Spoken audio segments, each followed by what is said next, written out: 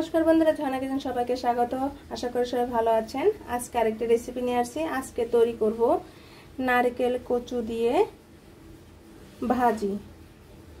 आमरा प्रथमे नारकेल कचुटाके छिले एभाবে एभाবে केटे हालका करे केटे जाते हलुद मरिचटा ढुके যায় सहजे आमरा हालका लवण दिये सिद्ध करे नियेछि। আমাদের লাগছে এখানে আধা চা চামচ পরিমাণের মতো লঙ্কার গুঁড়ো এবং আধা চা চামচ পরিমাণের মতো ধনিয়ার গুঁড়ো এবং আধা চা চামচ পরিমাণের মতো হলুদ গুঁড়ো, প্রয়োজন মতো লবণ। আর আমরা এখানে নিয়েছি 1 চামচ পরিমাণের মতো আদা এবং জিরে শিলপাটায় বেটে নিয়েছি। আদা আর জিরে যদি নারকেল কচু এভাবে বুড়া তৈরি করেন ভাজি তৈরি করেন তাহলে যে আর কি বলবো, আপনি খেয়েই বলতে পারবেন যে এটা কতটা টেস্ট এবং কতটা খাবারের স্বাদ বেড়ে যায় শুধু জিরা আর আদার মাধ্যমে।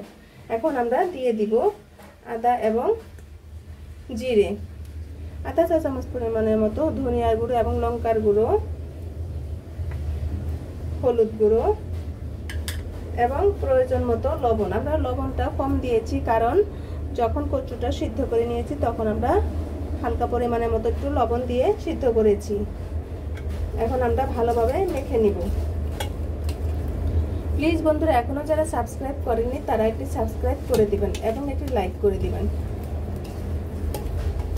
এভাবে মশলা মাখিয়ে যদি আপনি কচু ভাজি করেন, অনেকে কচু ভাজি বা বড়া বলে থাকেন। এভাবে আমরা প্রথমে ভালোভাবে মেখে নিতে হবে। দুটি কচু ভাজি দিয়েই এক থালা ভাত খাওয়া হয়ে যাবে অনায়াসে, এতটাই টেস্ট হয়।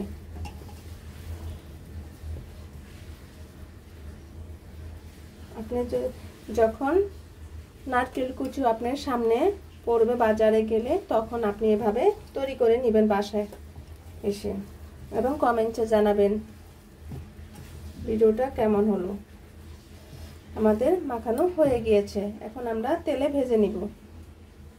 আমাদের কড়াইতে গরম হয়ে গিয়েছে, আমরা 2 টেবিল পরিমাণের মতো চামচে সাদা তেল দিয়ে দিয়েছি। এখন আমরা কচুগুলো দিয়ে দিব।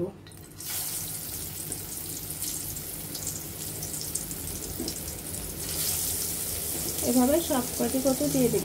এখন আমরা কচুগুলো উল্টিয়ে নেব, একে একে এভাবে সবটি কচু উল্টিয়ে নেব।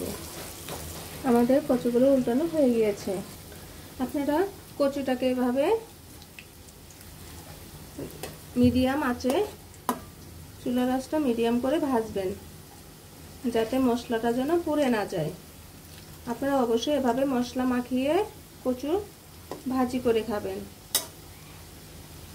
কচুর ভাজি যে এতটা টেস্ট আপনি যখন নিজে তৈরি করে খাবেন তখন বুঝতে পারবেন যে কতটা টেস্ট হয়। এবং কচুর মাঝে প্রচুর পরিমাণে আয়রন আছে। এভাবে যদি আপনি ছেলে মেয়েকে তৈরি করে দেন সে অনায়াসে খেয়ে নেবে।